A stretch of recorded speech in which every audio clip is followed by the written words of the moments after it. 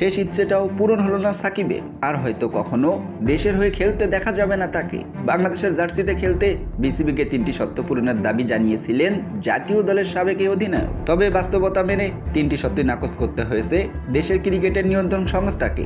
আর এতে champion trophy তো বটেই, বাংলাদেশের হয়ে আর কখনো সাকিবকে খেলতে দেখার সম্ভাবনা নেমে এলো শূন্যের কোটায়। বিলুপ্ত সরকারের সংসদ সদস্য হিসেবে সাকিব পড়েছিলেন রোশানলে। দেশের মাটিতে বিদায়ী টেস্ট খেলতে চেয়েও আসতে পারেনি নিরাপত্তার কথা ভেবে।